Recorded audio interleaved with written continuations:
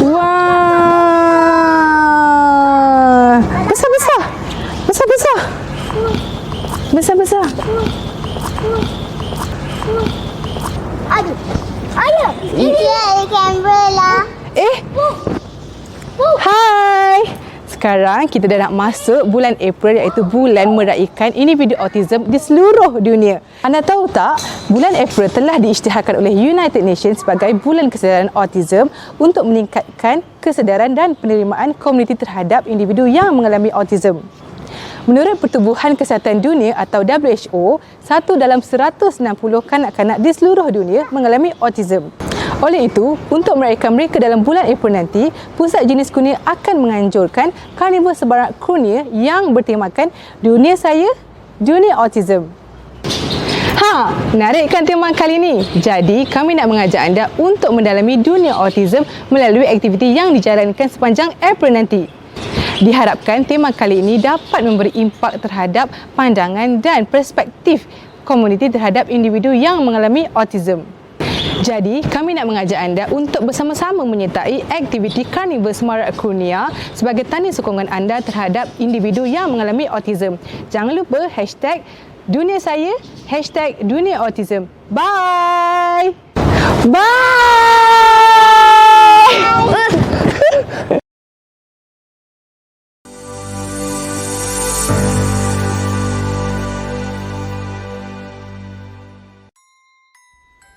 Mesti anda pernah mendengar tentang autism, kan?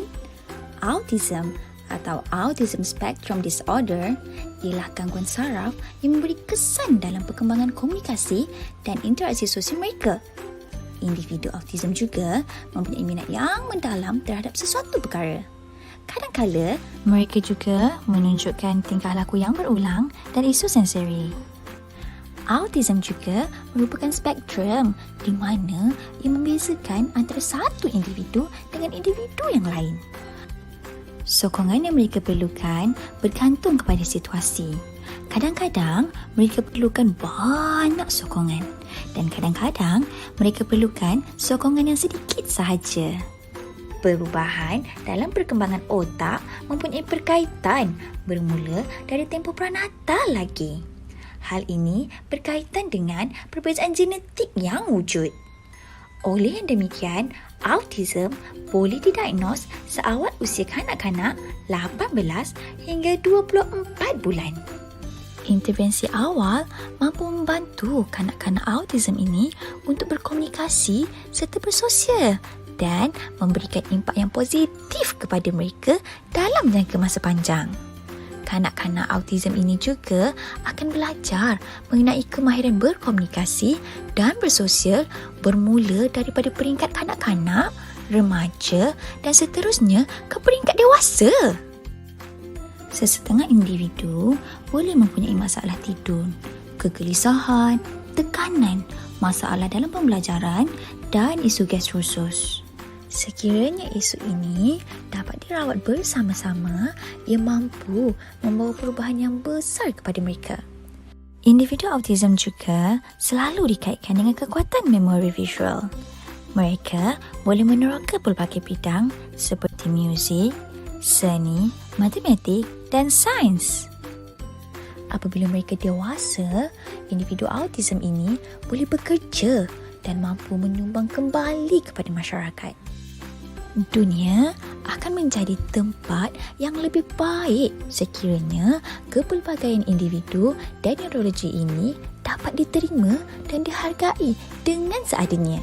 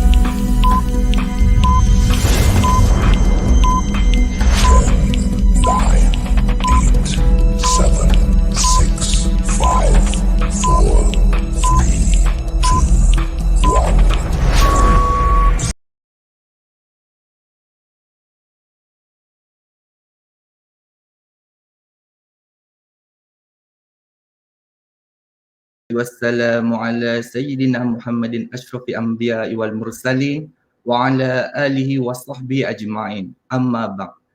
Assalamualaikum warahmatullahi taala wabarakatuh. Selamat pagi, salam 7 Ramadan.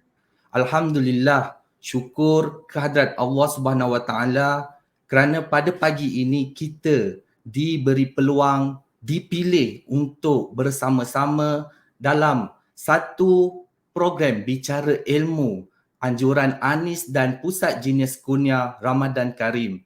InsyaAllah sepanjang perkongsian pada hari ini, tuan-puan boleh bertanya soalan di ruangan komen dan insyaAllah soalan yang dipilih akan kami bacakan di hujung program ini. Terima kasih saya ucapkan kepada semua peserta yang sudi meluangkan masa pada pagi ini untuk bersama-sama dengan kami. Sebelum itu, saya rasa masih belum terlambat lagi untuk saya mengucapkan selamat menyambut bulan Ramadan kepada semua peserta dan selamat berpuasa buat kaum muslimin dan muslimat di seluruh Malaysia. InsyaAllah. Sebelum kita memulakan sesi perkongsian kita pada pagi ini, izinkan saya untuk menerangkan sedikit berkenaan dengan program kita pada hari ini. Setiap tahun pada bulan April telah diisytiharkan sebagai Bulan Kesedaran Autism Sedunia. Sebagai tanda sokongan kepada sambutan bulan tersebut, Pusat Genius Kurnia di bawah bahagian Genius Kementerian Pendidikan Malaysia telah menganjurkan Karnival Semarak Kurnia 2022 yang kita telah bermula sejak daripada 14 Mac 2022 sehingga 29 April 2022. Jadi, program Bicara Ilmu Anis bersama Genius Kurnia Ramadan Karim Karnival Semarak Kurnia 2022 ini merupakan salah satu pengisian aktiviti yang kita sediakan bagi menyambut bulan kesedaran autism ini. Topik hari ini bertajuk Santuni Anak Berkeperluan Khas. Umum mengetahui setiap kanak-kanak berkeperluan khas ini merupakan insan yang sangat istimewa tempatnya di sisi Allah Subhanahu wa taala. Kita sebagai individu yang terdiri daripada ibu bapa, guru, kawan-kawan maupun jiran-jiran untuk kanak-kanak ini perlulah kita sentiasa menyantuni kanak-kanak berkeperluan khas. Jadi bagi membincangkan topik kita pada hari ini, saya menjemput ustaz yang sangat dekat di hati kita dan saya rasa semua sangat mengenali beliau, iaitu Ustaz Don Daniel. Assalamualaikum Ustaz. Waalaikumsalam warahmatullahi wabarakatuh. Macam mana pakai baju biru sama pula dah. Itulah Ustaz, kita dah macam merancang tapi tak rancang Ustaz ya. Itulah dia kata jodoh. Jodoh Ustaz. InsyaAllah. So apa khabar Ustaz? Alhamdulillah, mereka yang ada tujuan yang baik yang sama, insya-Allah Allah sama. InsyaAllah, amin. Ustaz, saya dengar cerita Ustaz baru balik daripada Mekah ya dan sekarang sedang itu yang tak ada rambut tu. Itu yang tak ada rambut tu, kopi harus tenggelam ni. Terima kasih Ustaz kerana sudi bersama dengan kami pada pagi ini. Sama-sama, daripada saya pun sama. Okey, baiklah Ustaz. Okey, sebagaimana yang kita ketahui, kanak-kanak berkeperluan khas ini merupakan bukan saja dari segi autism tetapi mereka juga terdiri daripada yang mempunyai masalah pembelajaran, kecelaruan emosi, tingkah laku dan pelbagai lagi. Jadi untuk soalan pertama saya, mungkin Ustaz boleh kongsikan mengikut pandangan Ustaz, apakah yang dimaksudkan dengan menyantuni anak berkeperluan khas ini? Silakan Ustaz. A'udzu billahi minasy syaithanir rajim. Bismillahirrahmanirrahim. Assalamualaikum warahmatullahi wabarakatuh. Alhamdulillahi rabbil alamin. Wassalatu wassalamu ala asyrafil anbiya'i wal mursalin. وعلى آله وصحبه أجمعين. سبحانك لا علم لنا إلا ما علمتنا إنك أنت العليم الحكيم. رب اشرح لي صدري ويسر لي أمري واحلل عقدة من لساني يفقه قولي. أما بعد، فيا عباد الله اتقوا الله أوصيكم وإياي بتقوى الله فقد فاز المتقون. Terima kasih kepada Tuan Pengurusi Majlis yang sebiru dengan saya. Saya doakan Tuan Pengurusi kita dipanjangkan umur, dimurahkan rezeki dan ditetapkan imannya, insya-Allah. Amin. Seterusnya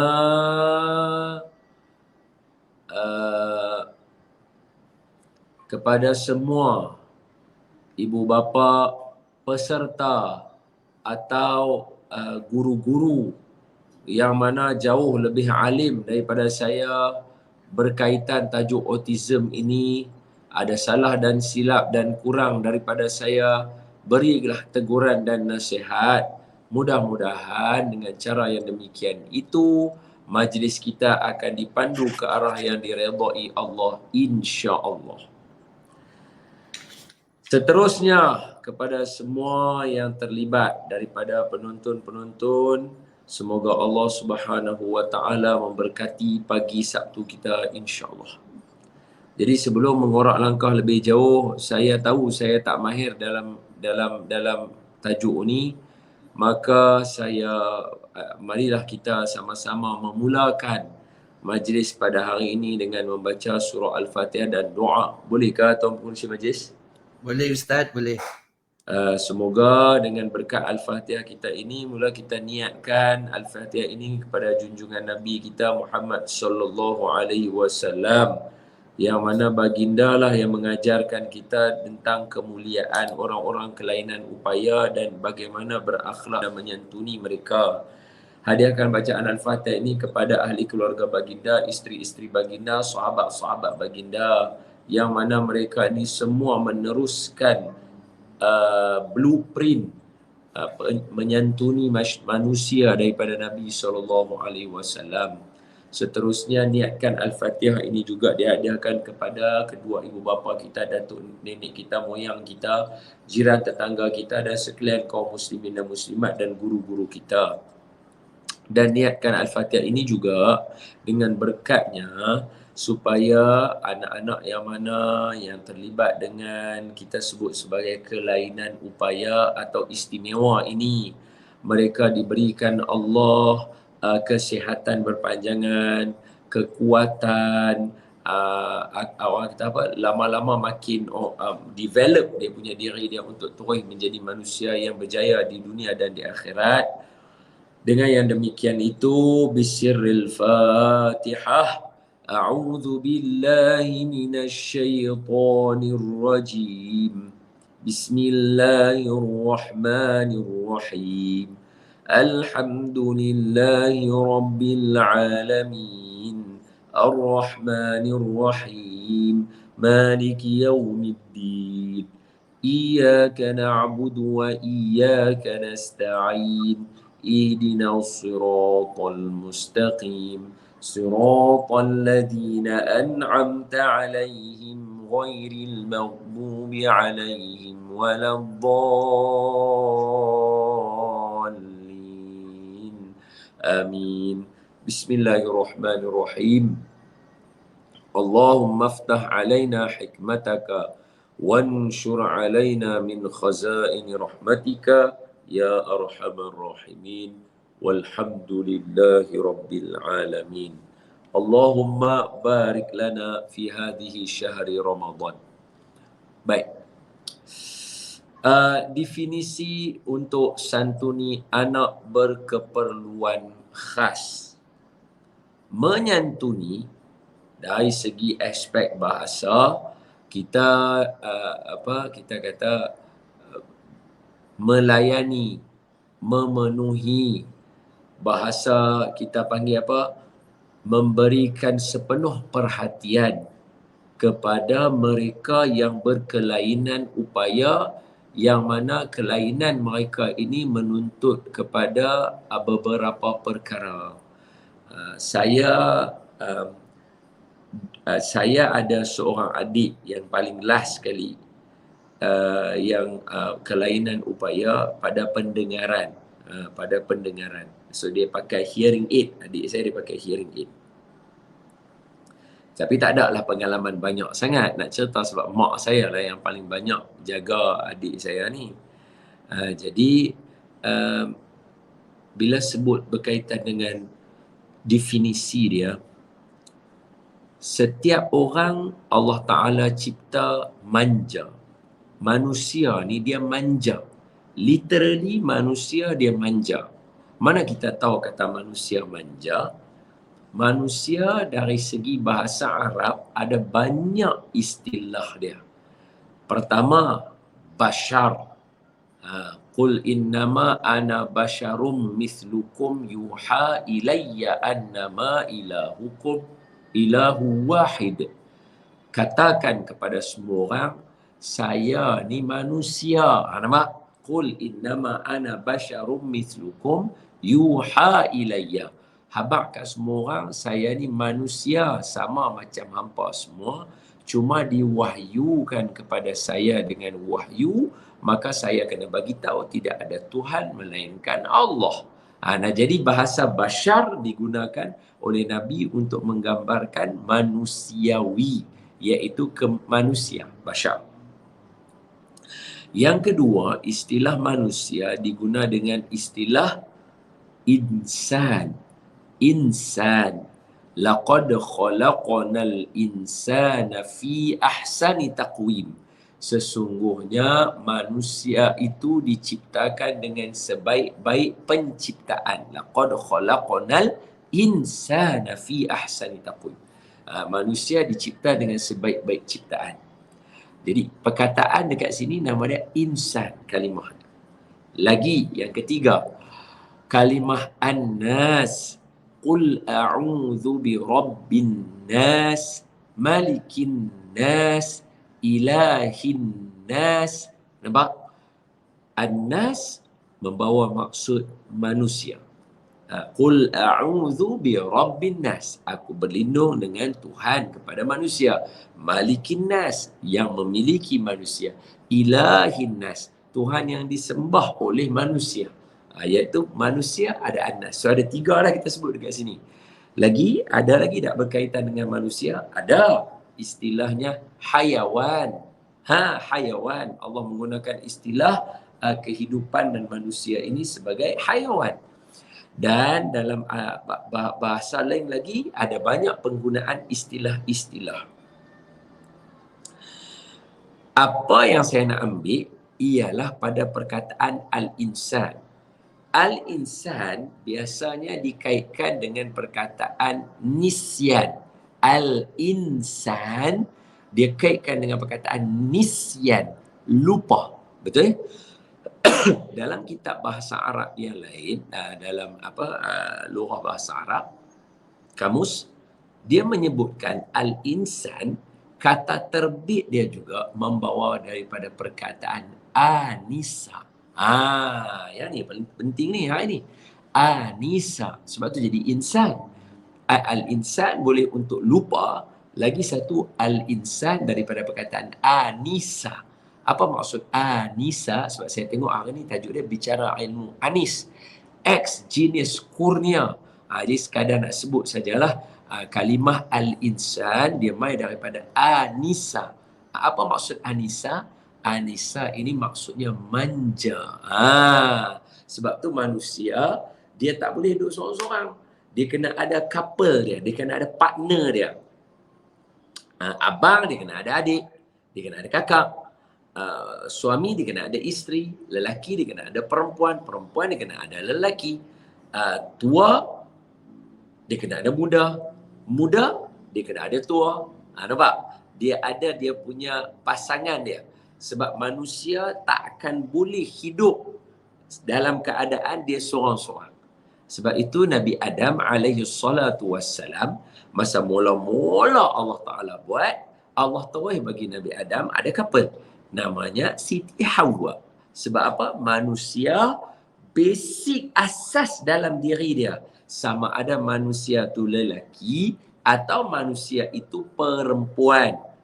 Ada lagi tak selain daripada lelaki perempuan ni? Tak ada lah kan? Lelaki perempuan dua aja kan dia ada. So daripada lelaki perempuan. Dia kata ada Ustaz, orang kelainan upaya. Ada kelainan upaya pun dia ada lelaki perempuan. Dia tak boleh kelainan upaya itu pada dia punya sifat dia.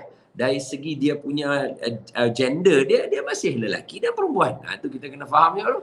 Sebab selalu orang bila sebut OKU pasal lagi orang nampak dia macam ada satu makhluk yang lain daripada kita. Tak boleh.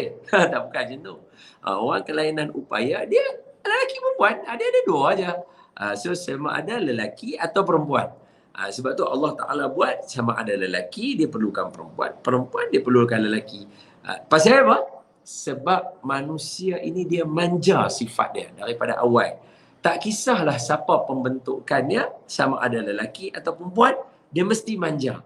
Sebab tu suami ada manja dia, isteri ada manja dia, lelaki ada manja dia, perempuan ada manja dia, bapa ada manja dia, mak ada manja dia, anak lelaki ada manja dia, anak perempuan ada manja dia. Sebab apa? Sebab manusia memang dicipta Allah, asas basic dia manja. Sebab tu kalau kok mana pun jangan berlebihan dalam Islam ni, tak boleh berlebihan kan. Jangan wala tusrifu, jangan berlebih-lebihan, jangan membazir. Apa-apa pun nak buat, khairul umur awsatuha, sebaik-baik yang duduk tengah-tengah tu. Betul. Jadi kalau sayang pun orang tua-tua kata apa? Buat baik berpada-pada, buat jahat jangan sekali. Pasal apa buat baik berpada-pada? Pasal apa dia tak kata buat baik gila-gila punya. Dah, buat baik berpada-pada. Sebab apa? Jangan over. Ada orang yang nak buat baik tapi over? Ada. Ditegur oleh Nabi SAW. So Nabi kata kepada orang yang nak buat over ketika mana mereka mai rumah Siti Aisyah radhiyallahu anha wa ardaha, kata mereka, ya Aisyah radhiyallahu anha, ibu kita lah Ummul Mukminin. Wahai Aisyah, iaitu wahai ibu kami, macam mana gaya hidup Nabi? Maka kata Siti Aisyah radhiyallahu anha wa ardaha, Nabi ni sama macam orang lain. Ada waktu dia berkeluarga sama macam orang yang ada di rumah, sama. Lepas tu kata tiga orang yang main ni, dia kata, oh itu Rasulullah sallallahu alaihi wasallam. Kami tak boleh macam tu sebab Nabi Muhammad confirm syurga. Jadi saya, kata seorang, so dia ada tiga orang. So kata seorang, saya nak semayang tak mau tidur. Sebab apa? Rasulullah boleh tidur kerana dia syurga. Saya belum tentu. Lepas tu seorang pula kata, saya nak puasa, tak mau buka-buka. Sebab apa? Sebab Rasulullah itu syurga. Saya belum tentu. Jadi seorang lagi kata, saya tak mau kahwin. Kerana kahwin ini kita akan divert masa kita. Masa dengan anak, masa dengan isteri. Itu kewajipan. Jadi divert kan. Kalau tidak, kalau tak kahwin, masa dengan isteri tak payah. Masa dengan anak tak payah. Boleh fokus untuk semayang saja. So tiga orang ni nak buat perkara baik tak? Ya, mereka nak buat baik. Tapi Nabi dengar dan Nabi tegur. Nabi kata, aku semayang dan aku tidur. Aku puasa dan aku buka. Dan aku orang yang kahwin. Aku ada anak, aku ada keluarga. Dan Nabi sambung hujung tu. Nabi kata apa? Aku sebaik-baik manusia di kalangan kamu. Maka kamu kena contohi dengan aku. Boleh faham tak? Jadi, ada orang nak buat baik yang over. Tak boleh ditegur oleh Nabi SAW. Jadi, buat baik pun berpada-pada. Jadi, sama juga dengan manja. Manja ini pun berpada-pada. Sebab apa? Kalau kita terlebih manja, dia panggil anak manja. Betul tak betul? So manja ini pun ada hadnya. Disebabkan itu, baru masuk kepada tajuk kita. Kalaulah manusia secara normalnya atau secara kebiasaan keperluan asasnya, dia manja dan perlu dimanjakan, apatah lagi mereka yang berkeperluan khas.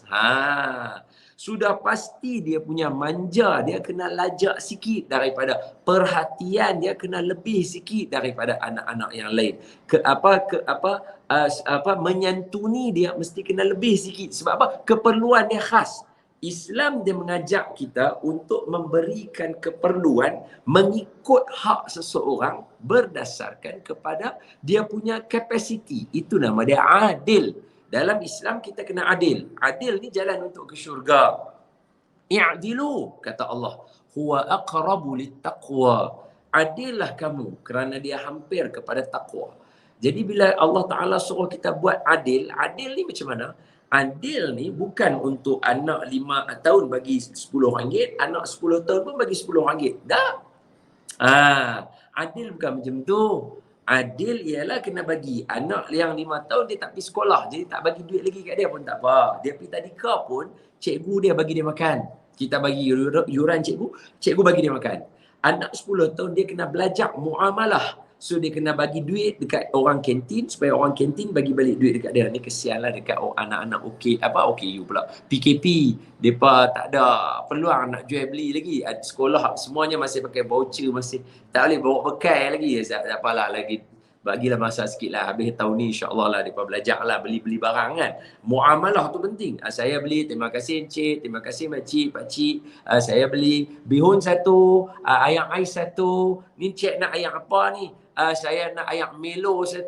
Benda tu adalah muamalah yang perlu bagi seorang budak-budak. Dia kena tahu cara nak komunikasi macam tu. So, abang umur 10 tahun, dia kena ada duit dekat dia untuk dia nak bagi. Jadi itu adil. Adik kita tak bagi, abang kita bagi, itu adil. Kalau tidak, songkok ni murah aja. Songkok mahal-mahal pun 50, 100 kalau songkok. Kasut 300 Jadi kalau yang mahal perlu disanjung, kena tukarlah songkok duduk kat kaki, kasut duduk kat kepala. Mana boleh macam tu? Orang tengok pun orang kata orang gila. Jadi siapa yang tak adil, dia gila kalau orang ikutkan orang. Betul tak betul? Jadi bila kata macam tu, keperluan tadi tu menentukan apa yang kita perlu. Contohnya sebagai seorang suami isteri. Ada keperluan untuk orang gaji, kita kena tengok. Pertama, suami tadi dia kahwin dengan isteri dia. Isteri dia biasa ada orang gaji. Kalau isteri dia tak biasa ada orang gaji, jadi keperluan tu tak perlu. Isteri dia boleh develop sendiri. Ada anak seorang, isteri pula boleh handle. Perlu tak orang gaji? Tak perlu. Tapi bila isteri tadi tu anak dah 4 orang, 5 orang atau 3 orang, kemudian isteri juga bekerja, kerja pula macam kita masa yang lama dan sebagainya. Macam contoh saya lah, isteri saya doktor, saya pula kerja ustaz, timing. Keperluan untuk orang pembantu rumah ada tak? Ada. Keperluan khas itu perlu. Bukan setiap rumah perlu ada, tidak.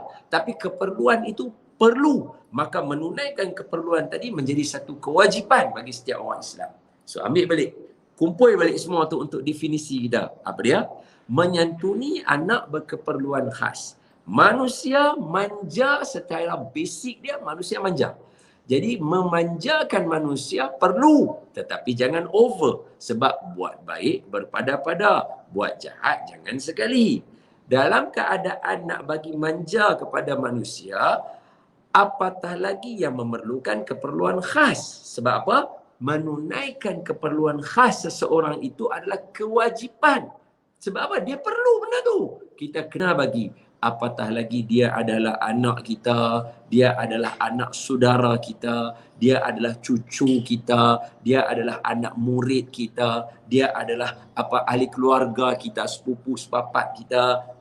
Hukukul muslim alal muslim, kan? Hak muslim atas muslim tu ada 5 yang tu nanti kita boleh sambung yang tu. Ini sekadar muqaddimah definisi berkaitan dengan apa pandangan tentang menyantuni anak keperluan khas. Jawapannya kewajipan bagi setiap orang menunaikan hak orang yang perlukan dengan keperluan khas. Sama ada suami memberi kepada isteri, isteri beri kepada suami, bapa bagi kepada anak, anak bagi kepada mak bapak, cikgu bagi kepada pelajar, pelajar bagi kepada cikgu dan seterusnya. Wallahu a'lamu bis-shawab. Alhamdulillah, sangat mantap penjelasan daripada Ustaz berkenaan dengan definisi santuni anak berkeperluan khas ini. Jadi seperti yang Ustaz kongsikan sebentar tadi, Ustaz ada pengalaman, ada adik yang berkeperluan khas. Saya pun ada pengalaman bersama dengan anak berkeperluan khas. Jadi mungkin ada sesetengah di kalangan kita yang tidak ada pengalaman bersama dengan anak berkeperluan khas. Jadi boleh tak Ustaz kongsikan sedikit pengalaman Ustaz dalam berhadapan dengan kanak-kanak berkeperluan khas ini? Silakan Ustaz.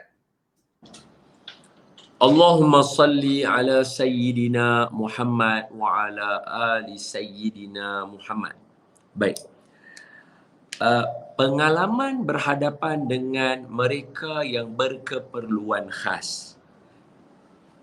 Manusia, Allah kurniakan panca indera.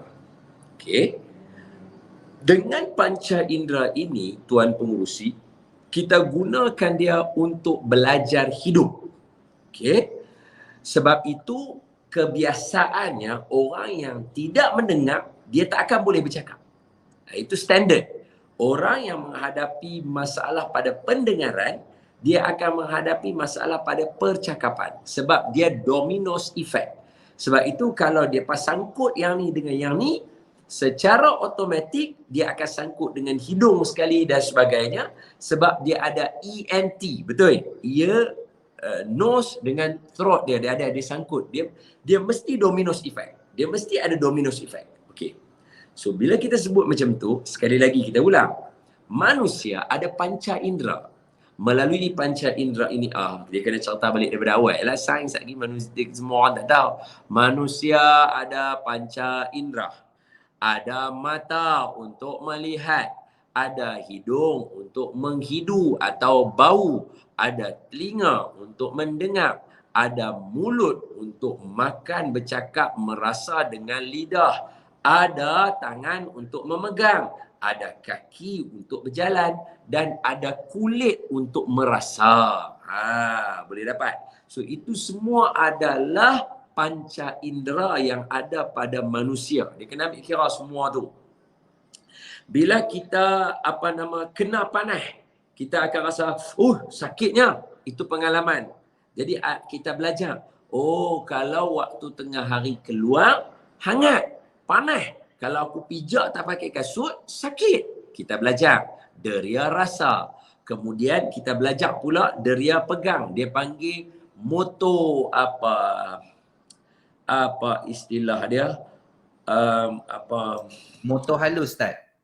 Motor halus. Allah tak kisahlah motor apa, motor halus ke kinestetik ke apa, tak kisahlah. Dia kena pegang. Sebab ada setengah budak, dia duduk dalam kelas, dia kena pegang. Sebab tu kalau zaman kita sekolah dulu, kita kena, ada kawan kita, dia akan buat, dia akan gerakkan pen dia macam ni. Dia kena duduk sambil buat. Ataupun dia kena buat pusing dulu. Saya dah lama tak pusing, takut jatuh. Itu macam, dia kena pusing dulu tu. Kan dia ada kita kena pusing macam tu. Kawan kita, dia duduk sat-sat dia kena pusing. Dia duduk sat dia kena pusing. Dia duduk sat dia kena pusing. Betul tak? Ada orang. Sebab apa? Dia punya motor sistem dia. Dan untuk pengetahuan semua, sekadar sekali lalu je untuk semua nak tahu, biasa tak kita duduk saja-saja kita gedik kaki? Tegedek. Biasa tak kita duduk saja-saja kita gedik kaki? Kadang-kadang kita duduk tunggu bas, kita gedik kaki. Mungkin zaman lah orang semua hak mana tengok ni tak ada tunggu bas kot, semua dah. Orang kata dah kaya-kaya lah, dah kena kereta sendiri. Kadang-kadang kita duduk tunggu kat traffic light, kita gedik kaki. Kadang-kadang kita duduk baca Yasin atau baca Quran lah ni, duduk tengah tadarus. Sekali lagi kaki kita akan godek-godek. Yang tu sebenarnya mukadimah autism. Semua orang ada benda tu. Saja anak abang. Kukul lah semua orang tak tahu. Saja anak abang. Dia semua orang ada mukadimah autism tu semua ada. Cumanya dia aktif dengan dia tak aktif. Saya tak tahu istilah dia apa, tapi sama ada dia banyak atau sikit. Sama ada dia menjadi-jadi atau tidak. Semua orang ada. Semua orang ada. Bila duduk saja kita gedik kaki kita. Itu semuanya mukadimah kepada autism. Maknanya dalam diri kita ada benda tu. Cumanya dia banyak atau sikit atau dia aktif atau tidak. Itu istilah yang biasa yang saya dengar lah orang sebut kan. Jadi janganlah kita duk dabit dada kita tak autism. Kita semua ada benda tu. Cumanya orang kata mereka itu dia punya kita guna istilah agresif, mereka itu berlaku. Okey. Sebab itu kalau semua orang tengok, bayangkan kita normal, kita duduk saja pun waktu tertentu, kaki kita boleh jadi godek lagu tu. Bayangkan. dia jadi macam ada satu simptom. Bayangkan benda tu jadi pada orang yang memang ada benda tu. Sebab tu kadang-kadang dia garuk kepala, saat lagi dia buat ni, saat lagi kadang-kadang dia agresif, dia jadi macam mana dia nak marah sikit, dan kadang-kadang dia nak buat pilihan antara dua benda pun dia jadi macam dia jadi kita suruh dia pilih, adik nak color biru ke color merah, adik nak yang apa patung ni ke patung ni, adik nak ni ke ni, dia jadi betul ya Tuan Pengurusi Majlis ya, saya sebut benda istilah macam tu boleh ya? Boleh. Saya harap saya tak keterlaluan menyebutnya sebab saya nak bagi masyarakat semua nampak apa yang kita tengah sembang. Jadi sebab tu itulah gambarannya. Cara orang normal dia boleh buat gerakan itu tanpa sedar. Bayangkan kalau orang yang memang didiagnose dengan perkara macam tu. So saya ulang balik sekali lagi, manusia dia ada panca indera. Kok mana pun manusia kena belajar pengalaman hidup melalui panca indera. Sebab itu kalau dalam bahasa Arab, dia ada istilah simai. Saya tak pasti Tuan Pengurusi biasa dengar ke tak, tapi dalam bahasa Arab dia ada istilah simai. Perkataan yang disebut berdasarkan kepada pendengaran. Dia bukannya ada setengah perkataan, dia memang original dia. Fa'ala, itu original dia, fa'ala. Ada kalau kita nak pergi kepada wazan yang lain, dia tak boleh sebut fu'ila ke apakah, melainkan kita dengar benda tu selalu duk bunyi lagu tu, maka itulah yang disebut. So secara automatik dari segi bahasa pun diterima secara simai. Pendengaran ini penting. So bagi mereka yang ada pengalaman hidup lebih sikit seperti anak-anak yang berkeperluan khas ini, maka cara mereka belajar hidup itu berbeza. Yang tu kita kena faham. Cara mereka belajar hidup itu berbeza. Bayangkan anak kita, saya boleh cerita benda ni, satu sebab adik saya. Satu lagi saya boleh cerita sebab anak saya Ustaz. Anak saya 4 orang. 2 orang tarikh lahir sama, 2 orang tarikh lahir sama walaupun anak saya bukan kembar. Kalau macam orang duk cerita tentang sifat dan perangai dan sebagainya, saya boleh bagi tahu kata anak saya seorang 18 hari bulan 1 yang sulung Mustafa, Don Mustafa 18 hari bulan 1 2014. Adik dia Don Ibrahim 18 hari bulan 1 2016. Adik depa yang ketiga Don Sulaiman 11 hari bulan 2 2019. Adik dia Don Yunus setahun. Setahun, 3 tahun, 8 tahun, 6 tahun. So adik dia yang bungsu, adik anak saya yang bungsu 11 hari bulan 2 2021. So anak saya tarikh lahir sama. Ustaz jangan tanya macam mana, orang kata yang tu terror. Kalau sekali nasib, kalau 2 kali terror. So saya nak bagi tahu saya boleh cerita benda ni dengan bagi tahu kata walaupun hari lahir mereka sama, tarikh lahir mereka, tapi belajar pengalaman hidup tetap akan berbeza bila seorang abang dengan adik, bila seorang adik yang ketiga dengan adik keempat. Bayangkan keadaan pembelajaran mereka. Contohnya adik yang paling kecil sekali, dia pasti akan lebih cepat berjalan berbanding dengan abang-abang dia. Especially abang dia nombor 1. Sebab apa? Bukan kerana dia pandai. Tidak. Kerana dia ada abang-abang yang trigger dia untuk dia berjalan.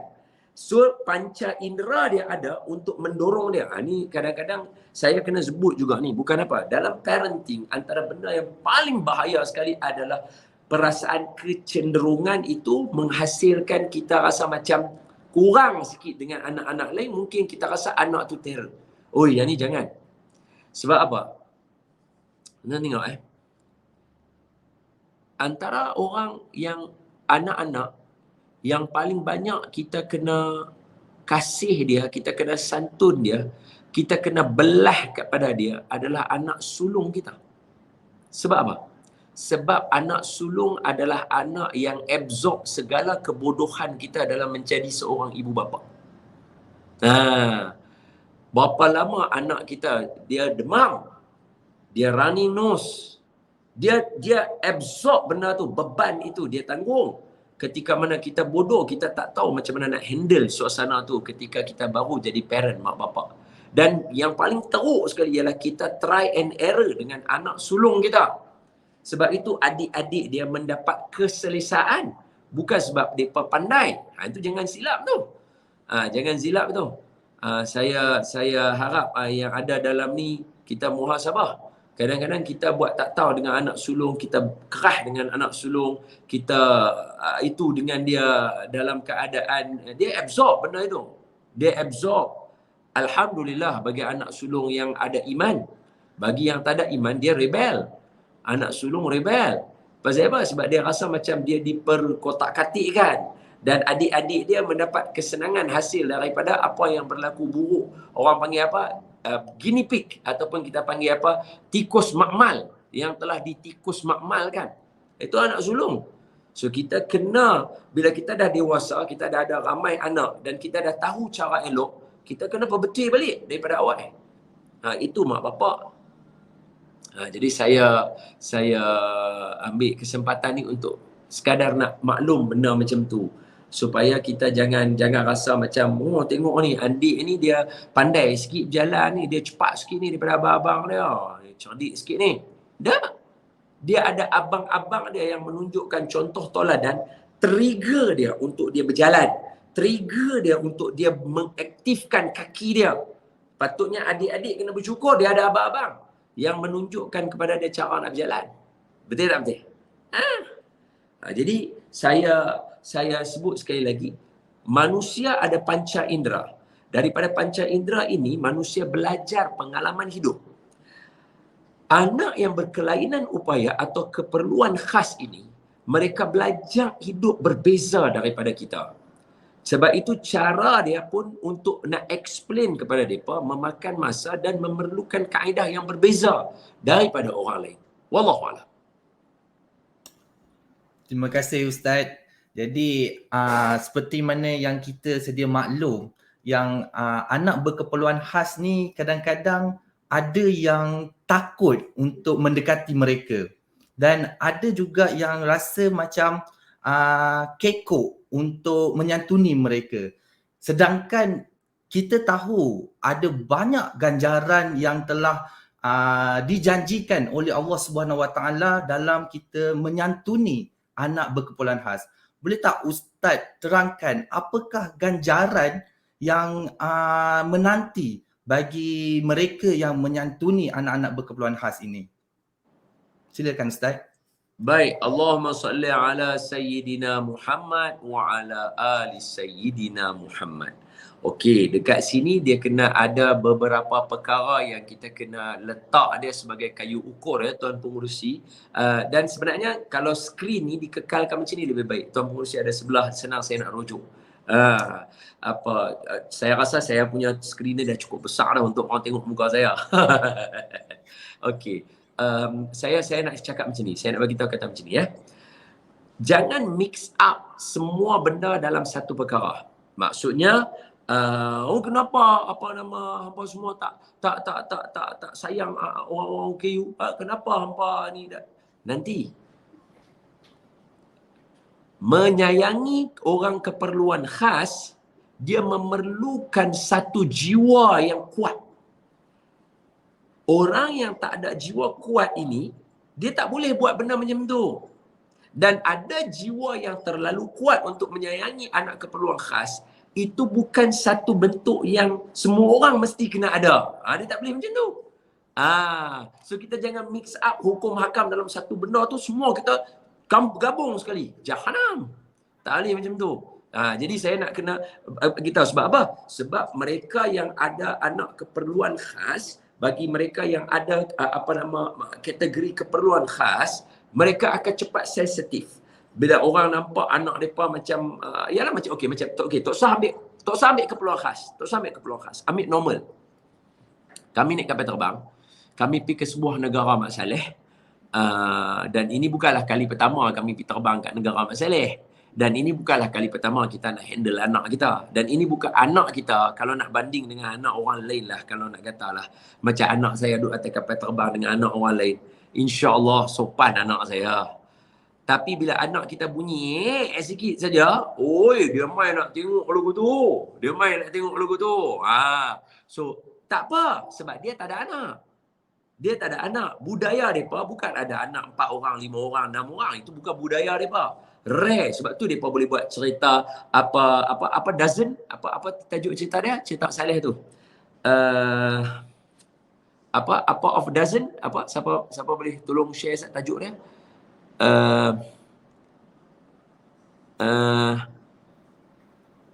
Saya pun tak pasti Ustaz. Tak, saya cari tajuk dia. Cheaper of the dozen. Cheaper of the dozen. Dia ada anak lebih kurang 12 orang. So bagi depa ni rare benda ni. Bagi Mak Saleh satu ketika dulu ni benda ni rare. Hang tak ada anak atau ada 1-2 anak. Itu budaya hidup depa. Kita tak bincang hukum hakam. Kita tak mau bincang hukum hakam sebab kita bukan mufti. Tapi kita nak bagi tahu orang macam tu depa tak ada pengalaman. Jadi bila depa tengok kita, isteri kita sensitif. Betul tak betul? Sebab dia ada anak. Kita ada anak. Anak hang bunyi daripada tadi anak hang elok, tiba-tiba anak hang bunyi saja, anak nangis. Hang orang asing tiba-tiba nak main tengok anak aku, nak kata aku tak pandai jaga anak. Jadi isteri kita sensitif. Isteri kita jadi macam nak marah, jadi macam nak tengking dia, macam nak jeging, ada betul tak betul? Sebab apa? Sebab di sini isteri kita sensitif sebab dia ada anak. Dia tu sensitif sebab dia tak biasa ada anak, dia tak biasa dengar suasana orang menangis.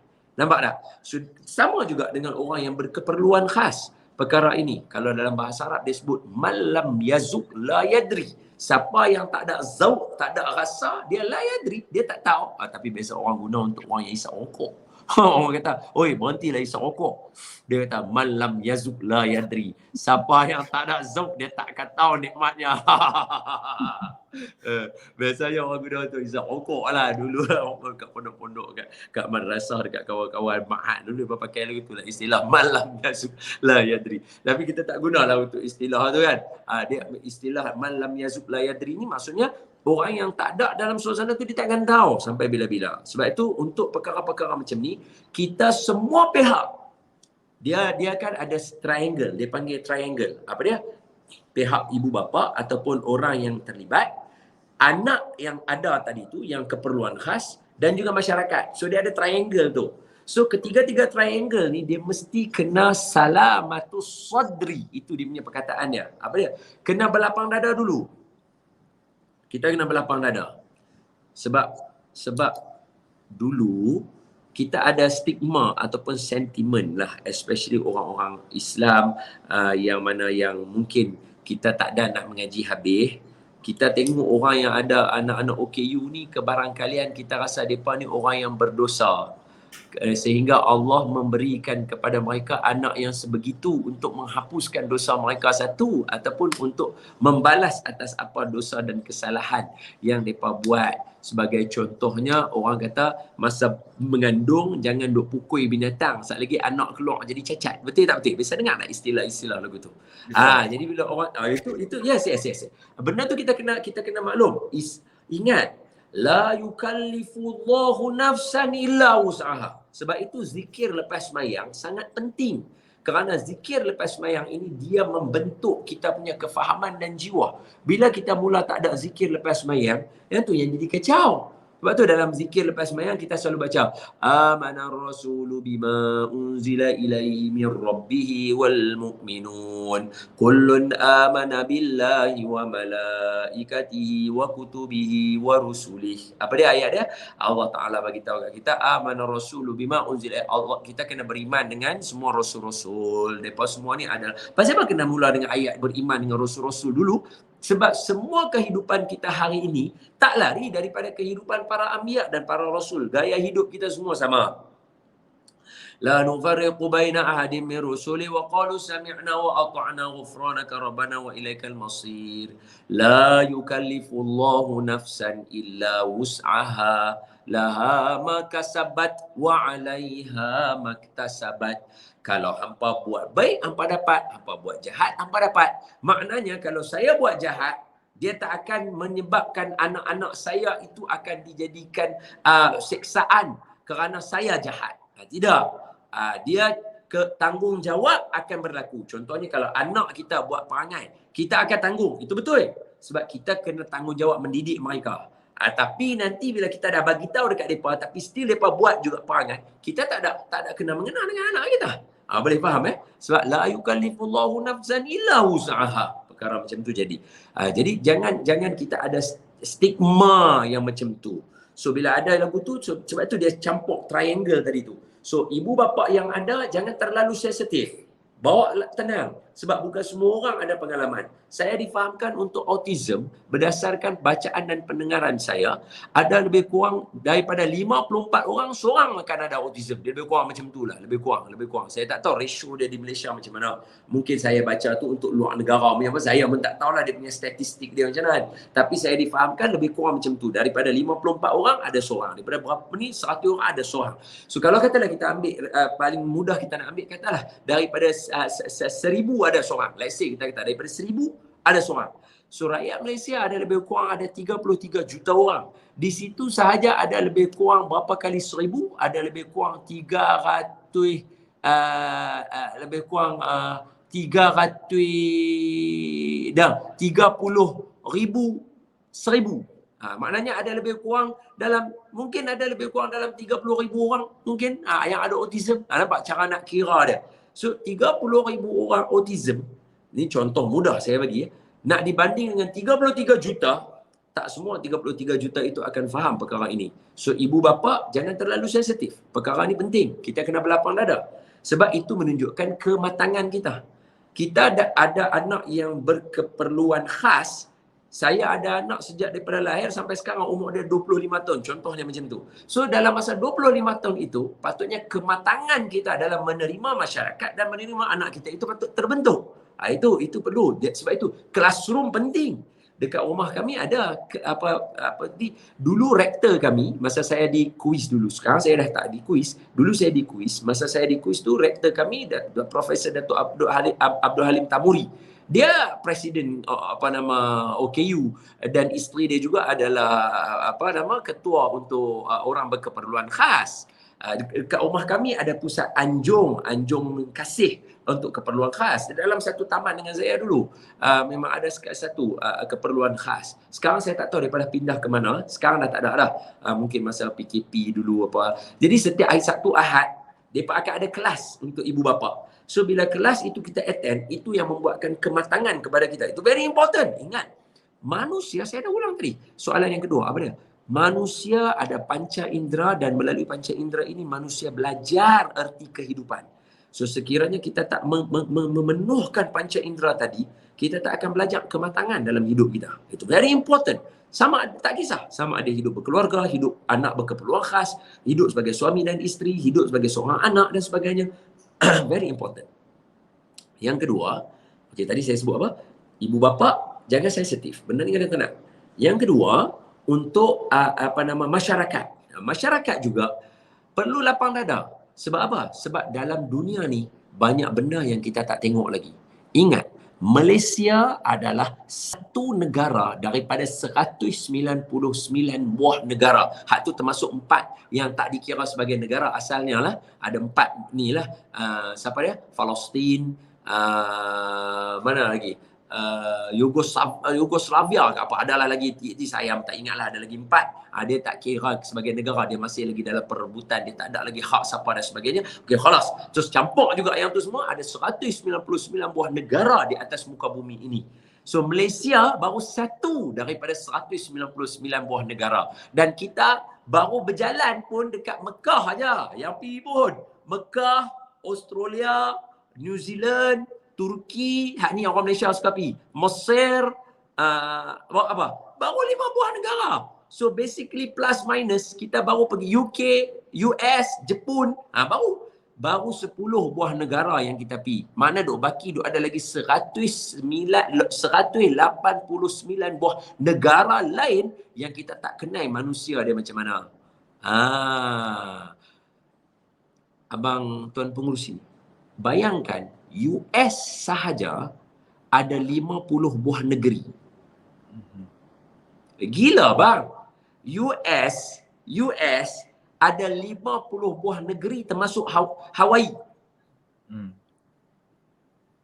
Kita 14 buah negeri pun kalau tanya hak mana negeri yang ada sultan, jenuh menyusun. Betul tak betul? So yes, sebab itu kita masyarakat kita kena sentiasa berlapang dada. Especially hari ni yang disebut sebagai warga netizen dan sebagainya. Bahasa moden orang kata apa? Chill. Kita kena chill, relax. Kita kena chill. Jangan cemerkap. Jangan semua benda kita rasa kita nak kena ambil. Macam semua orang tak ambil bahagian, kita seorang aja ambil bahagian. Contohnya macam musim-musim Ramadan ni. Pusat zakat lah selalunya menjadi tohmahan dan sebagainya. Chill, relax. Bukan pusat zakat bukan hari ni baru ditubuhkan. Apa yang ada dalam pusat zakat pun hang tak tahu. Saya sebut pusat zakat ni bukan apa sebab ada setengah orang tanya pasal apa pusat zakat tak tolong orang OKU. Orang OKU tak termasuk dalam senarai pusat zakat. Cumanya orang OKU yang miskin baru termasuk, bukan sebab dia OKU, sebab dia miskin. Sebab zakat dia ada 8 golongan asnaf. Itu pun telah dipecahkan dengan kecerdikan ulama menjadi 31 golongan daripada 8 tadi ni. Dia pecah daripada satu ni, pecah sampai jadi 31 golongan. Silat-silat sekarang dah jadi 50 golongan apa sejak PKP hari tu. Kalau tak silap saya lah, dia dah jadi banyak dah. Jadi jangan kita cemerkap, jangan kita cepat sangat nak menuduh, especially apa saya zakat tak mau tolong. Ni budak ni perlukan rawatan. Maksud betul. Sabar, chill, relax. Tak semua benda kita tahu, tak semua benda kita baca. Kalau tanya pasal handphone pun, hang pakai iPhone 3 kali tukar pun, bukan semua gesture iPhone hang tahu. Betul tak betul? So kita kena mengaku benda tu. Kebodohan dan kekurangan kita kena mengaku. Baru kita boleh tengok semua benda chill. Boleh dapat tak? Bila macam tu, baru kita pergi kepada hukum hakam. Kalau tidak, kita akan nampak orang ni salah. Tak syok bincang hukum hakam macam tu. Hukum hakam dia kena neutral. Baru kita boleh bincang hukum hakam. Man yuridillahu bihi khairan, kata Allah, yufaqihu fid din. Siapa yang Allah nak dia jadi baik, Allah Ta'ala akan bagi dia faham agama. So bukan kita nak diri kita baik. Allah nak kita baik, dia akan bagi kita faham agama. So jom kita faham contoh mudah. Apa hukum menyantuni orang-orang yang berkeperluan khas atau anak-anak yang berkeperluan khas? Tengok. Kewajipan seorang mak bapa adalah memenuhi keperluan anak-anak. Okey, ini adalah salah satu sunnah Nabi yang wajib yang semakin hilang daripada masyarakat hari ini. Ini saya ulang balik bagi orang faham. Ini adalah sunnah Nabi yang wajib. Sunnah Nabi ni tetap ada 5 juga. Sunnah Nabi dia sunnah tapi dia wajib. Dia sunnah tapi dia sunat. Dia sunnah tapi dia harus. Dia sunnah tapi dia makruh. Dia sunnah tapi dia haram. Contoh mudah aja saya bagi. Sebab mungkin ada yang baru dengar first time. Dia kata, sunnah pun jadi wajib, sunnah pun jadi haram. Ya, sunnah Nabi yang wajib. Apa dia? Semayang 5 waktu. Nabi buat tak semayang 5 waktu? Buat. Apa hukum semayang 5 waktu? Wajib. Jadi semayang 5 waktu adalah sunnah Nabi. Tapi hukum dia wajib. Kita kena buat. Sunnah Nabi apa lagi yang wajib? Menyantuni antara suami, isteri dan anak-anak. Wajib bagi seorang bapa sayang anak dia. Wajib seorang suami sayang isteri dia. Wajib seorang isteri sayang suami dia. Wajib seorang ibu sayang anak-anak dia. Wajib seorang anak-anak sayang mak bapak dia. Itu wajib. Itu kalau kita tengah semayang sunat, Allahu Akbar. Mak kita panggil kita. Daniel, kita kena berhenti semayang tarawih tadi tu. Kita kena jawab dulu mak kita panggil. Ya ibu, buat apa tu? Semayang. Okey, sambung semayang balik. Itu. Nampak? So, kenapa? Kerana wajib. Kerana sunnah Nabi wajib. Baik, sunnah Nabi yang sunat banyaklah. Tutup kepala. Ni abang pakai songkok ni. Pasal apa abang pakai songkok? Sebab orang Melayu, betul tak? Kalau abang orang Arab, dia pakai kopiah. Betul tak betul? So, kita pakai tutup kepala ni sebab sunnah Nabi yang sunat. Nabi tutup kepala. Ni, abang bubuh hutang atas. Tengok baju Melayu bubuh kancing atas tak? Bubuh kancing atas tak? Bubuh. Nabi bubuh kancing atas. Bila Nabi pakai jubah Nabi bubuh. Bila Nabi bubuh, bila musim panas, Nabi buka. Jadi kalau katalah kita tengah ceramah, saya buka lagu ni, yang ni juga sunnah Nabi ni. Kalau kita buka macam ni. Ni sunnah Nabi juga. Sebab apa? Nabi ada waktu yang Nabi buka kancing atas Nabi ketika panas, hangat. Ni kita pakai baju lagu ni. Ni, baju ni. Nampak? Dia tak ada kancing lagu ni.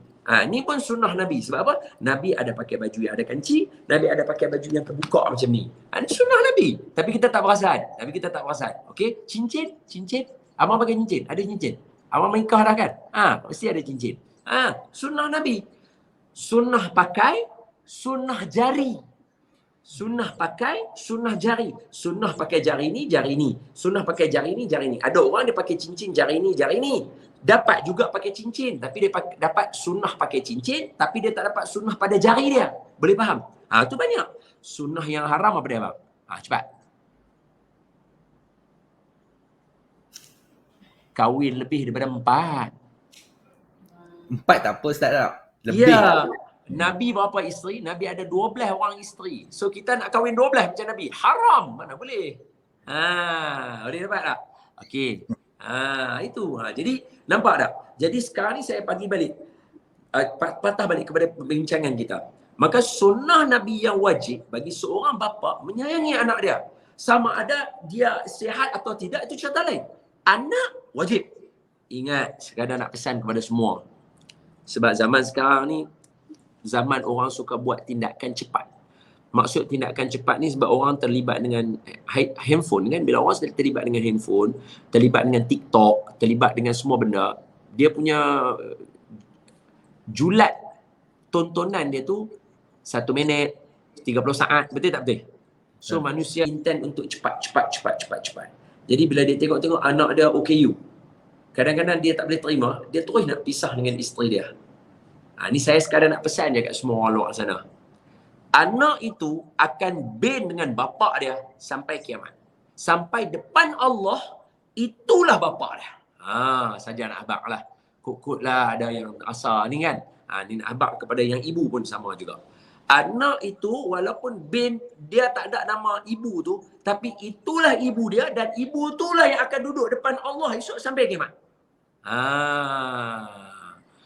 Jadi sekiranya kita nak cerita ganjaran yang besar dengan anak-anak ni, maka mak bapak yang inilah yang akan dapat. Mak bapak dalam Islam ada 5. Ambil nota ni. Mak bapak dalam Islam ada 5. Yang pertama mak bapak kandung, mak bapak betul. Yang kedua mak bapak mertua. Ni semua hukum hakam dia sama. Macam mana kita tak boleh herdik mak kita, kita tak boleh herdik mak mertua kita. Kita tak boleh hina mak kita tak boleh hina mak mertua kita. Dia tak boleh bila kita bergaduh dengan isteri kita, mak you tu lah kampung sangat. Dia tak boleh. Berdosa. Sama macam kita kata kat mak kita. Berdosa. So sekali lagi, ibu bapa dalam Islam ada 5 kata guru saya, Ustaz Khairul Bushra. Masa kami mengaji dulu tahun 2002, 2003. Saya ingat sampai hari ni, saya ingat ilmu ni. Mak bapak ada 5. Mak bapak kandung, mak bapak mertua, mak bapak angkat, mak bapak susuan. Yang kelima apa? Guru. Semua 5 ni hukum hakam dia sama.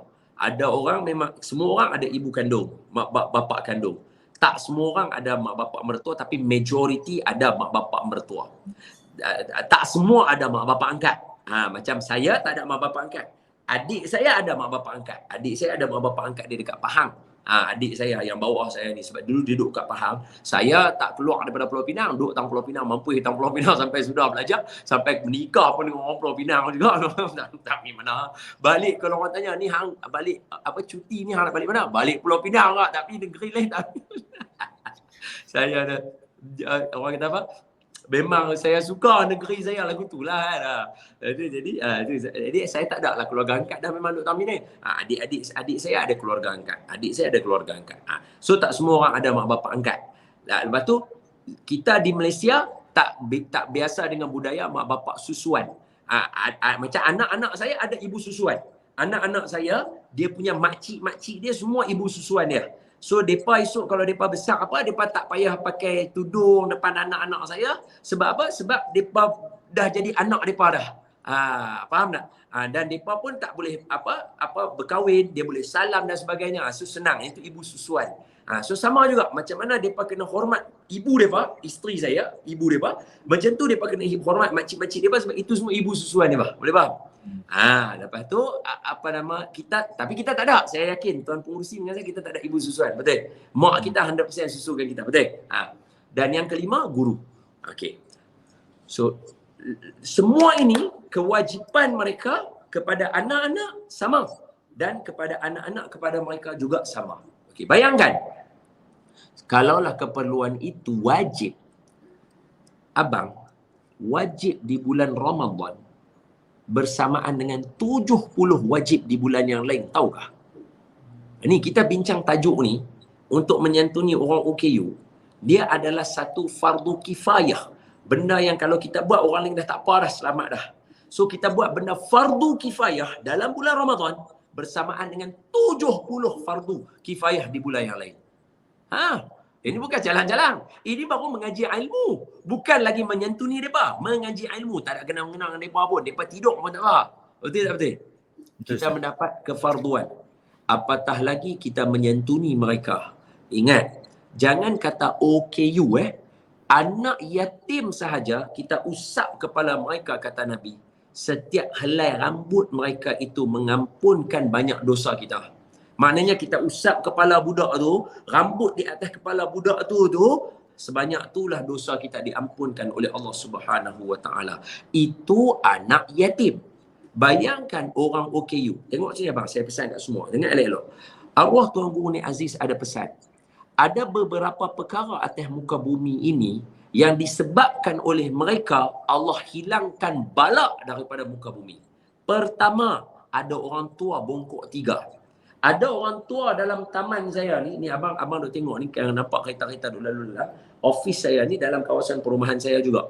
Office saya ni, rumah saya depan tu tak jauh, lebih kurang dalam 2 minit driving distance. 2 minit rumah saya, driving distance. Ni office saya, tu dari sini. Okey. So dalam kawasan ni, andai ada orang tua, tapi memang ada lah duk pergi masjid, bongkok 3, disebabkan itu Allah halang tempat ni daripada balak. Okey. Yang kedua, ada binatang yang meragut pokok-pokok makan. Binatang duk makan. Rup-rup tu selagi ada binatang situ, tempat itu tak akan diturunkan bala oleh Allah Subhanahu Wa Taala. Yang ketiga, baby yang menyusu dengan ibu dia. So selama mana ada baby yang menyusu dengan ibu dia, Allah akan angkat bala daripada tempat tu. Dan yang keempat, siapa dia? OKU. Orang yang berkeperluan khas. Ada mereka lah yang menghalang balak daripada turun di negara kita. Yang mana kita duk tengok PKP sebab COVID dan sebagainya, itu tara Allah jaga, tak bagi dah. Cuba bayangkan kalau tak ada OKU dan sebagainya atas muka ni, jahanam semua ni. Seperti yang Tuan Pengurusi, biasa tak dalam Quran disebabkan oleh salah satu kaum, Allah buat turunkan batu, hujan batu sampai mati semua orang. Ada tak dalam Quran? Ya. Ada tak dalam Quran disebabkan salah mereka berlaku banjir satu dunia, semua orang tenggelam mati, tinggal yang duduk atas kapal saja? Ya. Banjir berlaku tak dekat kita? Berlaku. Tapi kenapa teruk? Tapi sikit saja. Sebab ada orang OKU yang menyebabkan benda tu terhalang daripada jadi seperti yang boleh jadi sebelum ni. Jadi tak gempa bumi kat Malaysia baru ni? Jadi tak? Jadi. Gempa bumi dulu dalam Quran, Allah Ta'ala bagi firman Allah surah Al-Jasiyah tu. Apa dia? Kalau berlaku gempa bumi, tak tahu berapa skala Richter dia, menyebabkan orang mati terkejut dengan gempa bumi, duduk atas lutut tu dia panggil Jasiyah. Dia terduduk atas lutut dia mati. Dia duduk atas lutut dia mati. Terkejut. Bayangkan berapa skala Richter yang menyebabkan orang terus terkeluar roh, mati. Berlaku tak gempa bumi ke tak? Berlaku. Tapi sikit je skala Richter dia. Tu pun teruk. Tapi sebabkan oleh ada orang OKU, Allah halang daripada dia jadi teruk. Nampak? Baik. Orang berkeperluan khas ni menjadi benteng kepada kita. Berkenaan dengan kenyataan Ustaz tadi, kita orang kata anak-anak berkeperluan khas ini, mereka antara orang kata sebab kenapa Allah jauhkan bala daripada kita. Jadi saya nak tambah sikit soalan saya, apa pandangan Ustaz bagi ibu bapa ataupun mereka ahli keluarga yang tidak dapat menerima kenyataan ni tentang keadaan anak mereka yang berkeperluan khas ni? Boleh Ustaz terangkan sikit? Baik, Allahumma salli ala Sayyidina Muhammad wa ala ali Sayyidina Muhammad. Saya terlibat dalam perbincangan tajuk ini, tajuk OKU dan sebagainya daripada dulu. Sempat saya buat beberapa research. Ibu bapa yang mana denial, dia pada tahun pertama sehingga tahun ketiga saja, paling maksimum. Lepas tu mereka semua boleh terima balik dah. Sebab apa? Sebab kematangan. Macam saya kata tadi, pengalaman hidup melalui panca indera itu ada orang belajar lambat. Ada orang belajar lambat. Saya ada jumpa satu orang yang dia tak boleh terima Allah Ta'ala uji dia. Anak pertama dia kena OKU. Anak kedua dia kena OKU. Dia jadi stres. Dia pun berpisah dengan isteri dia. Masuk tahun yang keempat, dia nak rujuk balik dengan isteri dia. Dia nak sayang balik anak-anak dia. Pasal apa? Sebab ilmu tadi. Pengalaman hidup. Jumpa ramai orang. Membuatkan hang sendiri akan tahu tak dunia bagilah macam mana pun. Yang hang ada tu tetap adalah yang terbaik untuk hang. Mailah perempuan lawa macam mana pun dekat kita, isteri kita itulah yang paling baik. Paling sesuai dah untuk kita. Paling sesuai dah untuk kita. Siapa yang ada isteri 2, 3 tu, maknanya kesesuaian dia tu banyak lah. Itu rezeki dia lah. Tak ada masalah lah. Tapi kalau kita yang isteri seorang ni, maknanya mailah perempuan cantik macam mana, baik macam mana, hak yang ada dekat kita itulah yang paling baik. Mailah anak-anak orang lain macam mana pun, anak yang ada dekat kita itulah yang paling baik. Semua orang akan realize benda ni bila mana mereka sampai masanya. So, in denial is not something lifetime. It's ada expiring date dia tu ada. In denial ni dia ada expiring date dia. Cuma bila ada isu ni, apa perkara yang kita kena bincang? Nombor satu, kepada orang-orang seperti Tuan Pengurusi dan juga tim ni, janganlah give up memberikan penerangan. Sebab kalau kita kata kita buat talk macam ni hari ni, berkaitan dengan orang keperluan khas, mungkin kita saja yang buat hari ni. Sedangkan hari ni ada orang bincang tajuk Ramadan, ada orang bincang tajuk Lailatul Qadar, ada orang bincang tajuk Khatam Quran, ada orang bincang tajuk Nuzul Quran, ada orang bincang tajuk awal Ramadan Rahmah, ada orang bincang tajuk, maknanya nak banding dengan usaha kita buat ni dengan benda lain yang ada, masih lagi kita kena perbanyakkan. Macam orang selalu katalah, alhamdulillah hari ni semua orang suka dengar ceramah dan ceramah semakin banyak. Tapi banyaknya ceramah tak boleh lawan banyaknya konsert. Konsert masih still banyak. So adanya ceramah hari ni nak dibandingkan dengan ceramah yang lain, banyak lagi ceramah yang lain. So pihak macam tuan-tuan janganlah give up. Nanti orang-orang macam kami tak boleh dapat ilmu. So orang-orang macam tuan-tuan tak boleh give up. Orang tuan-tuan kena kreatif. Carikan lagi, buat lagi TikTok yang ada IG post, Reels yang ada, Facebook. Kayakan. Saya difahamkan ini ada sangkut paut dengan government juga kan, sebab dia ada genius, betul tak? Betul Ustaz. Kita bawa Kementerian Pendidikan Malaysia.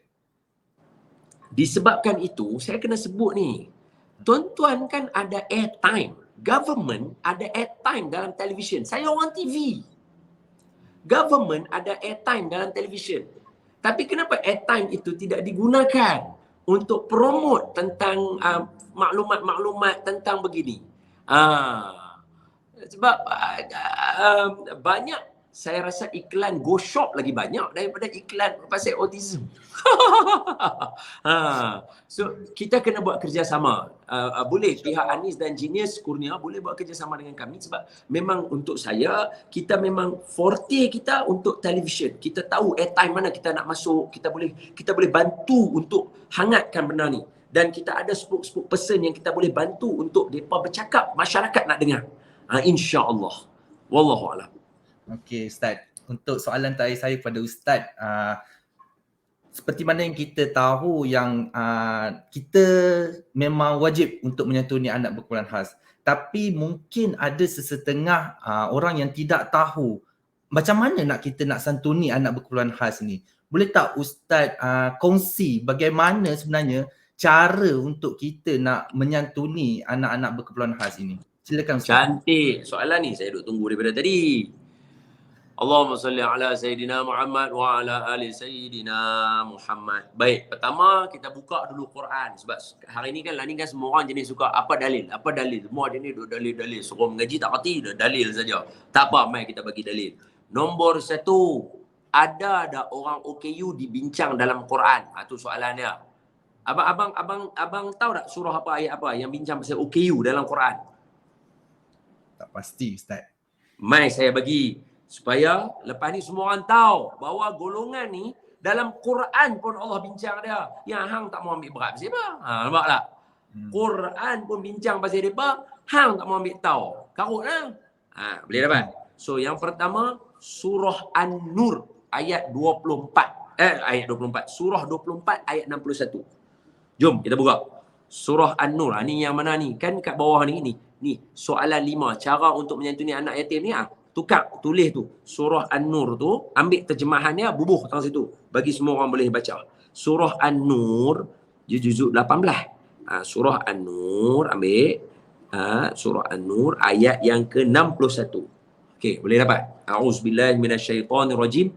Laisa 'alal a'ma harajun wala 'alal a'raji harajun wala 'alal maridhi haraj. Nampak? Okey, nampak? Apa dia? Allah Taala kata apa? Tidaklah menjadi satu kesalahan kepada orang yang a'ma, buta. Okey, you. Orang yang tempang, okey you. Orang yang sakit, orang yang kurang upaya, okey you. Allah sendiri kata relax, chill. Depa ni kita chill dengan depa. Kita buat cemerkap pula tiba-tiba dulu ni. Allah kata dalam Quran suruh chill, hang tak mau chill. Karut dah. Tu yang pertama, surah An-Nur. Yang kedua, surah Al-Fatah ayat yang ke-17. Surah 48 ayat yang ke-17. Surah Al-Fatah. Juzuk 26. Al-Fatah ni juzuk 26. Saya bagi kat tuan-tuan. Selalu orang duk ambil ni, selalu orang duk ambil ayat tu abasa wa tawalla an ja'ahul a'ma. Selalu orang duk ambil ayat tu. Ni saya nak bagi ayat lain baru kita tahu kata ada banyak benda dalam Quran ni. Surah Al-Fatah ayat yang ke-17. Sama juga. Laisa 'alal a'ma harajun wala 'alal a'raji harajun wala 'alal maridhi haraj. Nampak? Allah ulang 2 kali phrase yang sama dalam Quran pada 2 tempat yang berbeza untuk menggambarkan Allah mengambil penting kepada anak-anak yang kurang ataupun keperluan khas ini. Sebab apa? Sebab hang nak berkira apa dengan dia? Hang tahu kan kira dengan dia? So Allah bagi tahu. Dua-dua ni tadi perbincangan tentang aurat. Surah An-Nur tadi bincang tentang aurat, tentang minta izin dan sebagainya. Yang ni pula berkaitan dengan sekejap saya baca dia punya terjemahan dia 513. 513. Apa dia punya perbincangan dia ialah orang yang tidak peperangan. So jihad ni kan puncak kepada kelazatan iman. So bayangkan dalam keadaan jihad yang wajib, bila diseru Allah kata chill untuk orang-orang OKU, chill. Faham tak?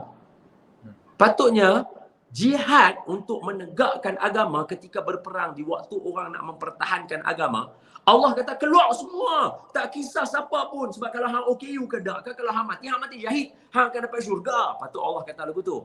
Tapi walaupun keadaan menegakkan agama, Allah masih lagi kata chill kepada orang-orang yang OKU. Dalam urusan kehidupan biasa, pasal apa kita tak boleh nak chill? Relax. Sentiasa kita bagi maaf. Kita kena ada sentiasa belas kasih. Terutamanya bulan Ramadan. Bulan Ramadan adalah syahrun muwasat. Allah sebut, Nabi sebut dalam hadis. Syahrun muwasat. Bulan kita kasih, kita simpati, belah kasih kepada orang. Sebab kita kena chill dengan orang macam ni. Kita kena chill, kita kena sayang mereka. Okey, baik. Itu 2 ayat yang berkaitan dengan OKU dalam Al-Quran. Salah satu lagi satu, yang ketiga surah Abasa wa Tawalla. Itu favorite lah, semua orang akan baca. Okey, itu yang pertama. Yang kedua, ada tak cara dia? Sebab tadi kata chill. Ada tak cara dia? Ada? Awak pula tak ada? Surah An-Nisa surah yang keempat ayat ke-5. Nah, cuba buka. Tu belahak bukan makan tau. Lagi ingat makan pula. Lazat duk kongsi ilmu tu dia belahak. Surah An-Nisa, buka ayat yang ke-5. Surah An-Nisa ni surah yang ke-4 dalam Quran. Dia selepas daripada ayat kahwin 2, 3, 4. Saja nak abang bagi nampak. Bismillahirrahmanirrahim. Okay, so saya baca ni tuan-tuan dengar nah. A'udzu billahi minasyaitonir rajim. Ni kaedah nak menyantuni. Wala tu'tus sufaha'a amwalakum allati ja'alallahu lakum qiyama warzuqhum fiha waksuhum wa qulu lahum qawlan ma'rufa. Sadaqallahul azim. Sebab tu dalam Quran Allah akan sentiasa bagi kita jalan, bagi kita tahu macam mana kita nak menyelesaikan permasalahan dalam hidup kita. Muka surat 77. Kalau buka Quran, muka surat 77. Tengok Allah abang.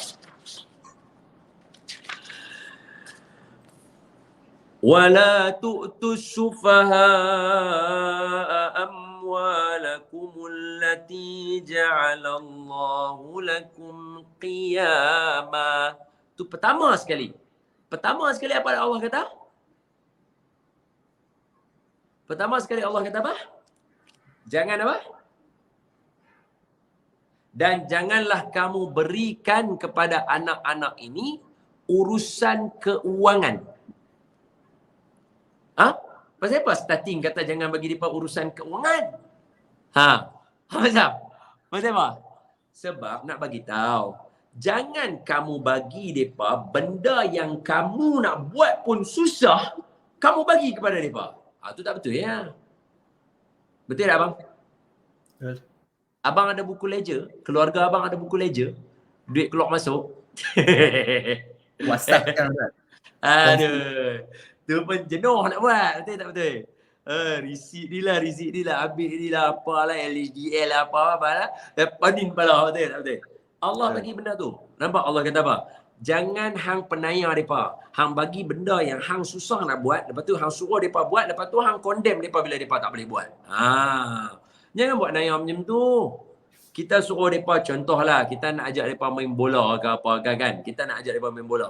Kita pun kaki bangku tak hati main bola. Tapi bukan saya lah, saya main bola. Tapi nak abang kata, kita pun kaki bangku tak hati main bola, kita suruh dia main bola. Bila dia sepak bola tak kenal ke apa ke, kita duk buat macam, alamak apa hang sepak tak tira. Boleh faham tak? So jangan suruh benda yang hang buat pun tak boleh, hang nak suruh dia. Dekat sini Allah bagi urusan keuangan. Allah kata jangan bagi urusan keuangan. Maknanya management apa semua jangan bagi kat mereka. Sebab kita akan sentiasa nampak mereka salah. Kerana tara abang duduk dalam pejabat yang diurus oleh orang normal pun kita nampak banyak salah. Apatah lagi kalau kita bagi dekat orang macam ni apa? Lagilah menjadi tempat untuk orang panggil kambing hitam. Betul tak betul? Itu yang pertama. So jaga. Nak bagi mereka, bagi benda yang betul. So apa benda yang kita nak kena jaga kepada mereka? Allah sambung. Allah kata apa? Warzuqhum fiha waksuhum. Dan berikanlah kepada mereka. Apa dia? Belanja makan. Waksuhum. Dan bagi pakai kepada mereka. Ajak mereka makan. Makan tangan kanan. Makan duduk elok-elok. Baca bismillah. Yang ni Allah kata ajak mereka. Build mereka punya emotional. Build mereka punya kinesthetic. Build mereka punya spiritual melalui yang pertama makanan. Sebab anak-anak macam ni mereka akan suka makan. Build mereka. Betul Ustaz? Betul ya? Saya cakap betul ya? Build masa main makan tu, ya Allah. Waktu rehat tu. Dia punya syok dia, jangan tanya. Betul tak betul? Jangan kata orang OKU. Orang hak tak OKU pun syok enggak serupa macam orang OKU. Betul tak betul? Kan? Itu saya nak bagi tahu tak tu. Allah didik. Tu macam mana nak kata? Allah very simple, Allah punya formula. Allah suruh kita ikut. Tapi kita tak mau, kita nak buat style kita. Allah suruh build anak-anak ni melalui dengan cara makan. Daripada makan tu kita ajak semua benda. Kita ajak dia duduk, kita ajak dia disiplin, kita ajak dia makan, kita ajak dia itu ini. Daripada makanan tadi untuk kenai warna, kenai makanan, kenai rasa, kenai berkawan, kenai berkongsi, kenai kawan hang pun macam hang juga. Semua tu makan. Simple Allah bagi. Warzuquhum fiha waksuhum. Bagi dia pakai baju. Bagi dia pakai lawa-lawa. Mereka akan bangga. Kita kalau jumpa mereka, walaupun mereka autism, mereka duduk, tapi bila kita kata, hey, handsome boy, mereka suka, mereka happy gila. Seolah-olah macam mereka faham sungguh-sungguh handsome tu apa. Betul tak betul? Betul tak betul? Saya ajak kah? Dah, Allah ajak. Kita mungkin jumpa dalam buku kajian Mak Saleh ke apa ke. Dah, dalam Quran Allah ajak kita. Allah ajak kita. Kena banyak bagi mereka ni sentiasa dalam keadaan bersih, bagi mereka sentiasa, sebab bagi malaikat duduk dengan mereka, sebab pasti malaikat akan jaga mereka. Bagi mereka dalam keadaan makan yang elok, bersihkan mereka. Maknanya kalau yang mana kena pakai pampers, pakaikan elok-elok. Pakai, lepas tu jangan bagi duk tunjuk ke orang sampai nampak dia pampers, sampai merendahkan martabat dia. Jangan duk habaq ke orang dia pakai pampers, jaga aib dia, pakaian dia tu. Bagi dia pakai elok-elok. Kalau yang perempuan dandan rambut dia elok-elok, kalau dia tak boleh nak belajar pakai tudung lagi, tak apa. Wala 'alal a'raji harajun, wala 'alal maridi haraj. Dia tak ada apa, relax, chill. Jangan kita suruh dia pakai tudung labuh apa, dia pun blur apa, faham suruh aku faham tak? Boleh dapat tak? Chill, relax. So kalau boleh dandan rambut dia, bagi dia nampak lawa, bubuh gincu sikit dekat mulut dia, bagi dia nampak, bagi pipi dia. Lepas tu bila dia jalan, dia kata, hai, handsome boy, yang lelaki, yang perempuan kita kata, subhanallah, cantiknya, cik. Subhanallah. Dia akan bangkitkan dia punya jiwa raga dia punya orang kata apa? Dia punya self esteem dia akan jadi bagus. Last sekali. Cuba tengok last sekali pada sambungan dia. Lepas waqsuhum fiha wa qulu lahum qawlan ma'rufa, dan cakaplah dengan mereka percakapan yang baik. Abang tengok saya, kawan-kawan semua tengok saya. Apa dia? Nak jaga orang KU susah tak? Susah. Teruk tak? Teruk. Boleh mendatangkan marah tak? Boleh. Allah tahu benda tu. Sebab tu Allah kata, cakap dengan mereka elok-elok. Cakap dengan mereka elok-elok. Allah tahu kalau makhluk-makhluk ni duduk dengan Allah, Allah akan layan mereka macam raja. Tapi bila duduk dengan manusia, Allah tahu kita punya cara layanan tak betul. Sebab tu Allah bagi tahu dekat kita, cakap dengan mereka ni elok-elok. Cakap dengan mereka elok-elok. Puji mereka, sayang mereka, guna bahasa yang elok. Bahasa kita lah yang akan membentuk mereka. Bukan lagi orang-orang yang kelainan upaya ni, bukan benda lain. Bukan hadiah yang besar-besar kita bagi kat dia. Dah, percakapan kita yang akan membentuk dia jadi manusia berguna. Kita tengok mana-mana anak autism yang mana yang elok, maknanya mak dia sentiasa bercakap dengan dia. Pak dia sentiasa bercakap dengan dia untuk train dia. Mulut tu akan ada barakah untuk membentuk diri dia. Wallahualam. Alhamdulillah. Baik Ustaz, sekarang kita beralih kepada soalan penonton. Baik, soalan yang pertama. Soalan pertama Ustaz. Apakah ada hukum solat kepada anak-anak yang pekak dan bisu? Silakan Ustaz. Allahumma salli ala Sayyidina Muhammad wa ala ali Sayyidina Muhammad. Sembahyang, jangan pergi hukum. Hukum ni kita tak mahir. Wajib ke haram ke harus, kita tak mahir. Cuma kita bagi kaedah dulu. Sembahyang, cara belajar yang first kali untuk sembahyang, Nabi kata apa? Sallu kama ra'aitumuni usalli. Sembahyang kamu macam kamu tengok aku sembahyang. So sembahyang dia mesti melalui pemerhatian. So anak-anak nak suruh mereka sembahyang, kita kena tengok dulu suasana di rumah dan keliling dia, orang rajin sembahyang tak sebelum kita nak suruh dia sembahyang. Ni untuk yang normal punya. Ni untuk yang normal punya. So yang normal punya, kalau dia tak pernah tengok ayah dia semayang, ayah dia pun semayang dalam bilik. Macam zaman jahiliah, ya kan? Macam zaman jahiliah, semayang dalam bilik. Semayanglah kat ruang tamu. Anak-anak nak tengok kita semayang. Mak kita, suami kita kata nanti budak-budak kacau, tak khusyuk. Macamlah semayang dalam bilik tu khusyuk, pembohong. Sama ya, tak khusyuk serupa tu juga. Semayang dekat luar bagi anak-anak tengok. Bila anak-anak tengok, secara automatik disebabkan Nabi yang habaq, semayang kamu macam mana kamu tengok aku semayang, anak-anak yang tengok mak bapak dia semayang, secara automatik mereka sendiri akan ada gesture mereka untuk nak semayang. The moment mereka ada minat untuk semayang, barulah kita boleh suruh mereka untuk semayang dan ajar mereka semayang. Dari segi telinga dan mulut dia tak berfungsi, tak apa, kerana semayang sampailah kepada bacaan hati pun boleh. Wallahu a'lamu bissawab. Terima kasih Ustaz. Okey, untuk soalan yang kedua dan juga soalan terakhirlah untuk kita pada hari ini, iaitu bagaimana kita nak membimbing ibu bapa dalam menangani cabaran untuk menjaga anak-anak istimewa ini. Baik. Silakan. Allahumma salli ala Sayyidina Muhammad wa ala ali Sayyidina Muhammad. Untuk orang yang terlibat, sebab isteri saya doktor. Jadi orang kata apa, dari segi medical punya environment, saya banyak dapat daripada isteri saya. Salah satu yang isteri saya suka share dengan saya ialah exposure. Exposure kepada sesuatu.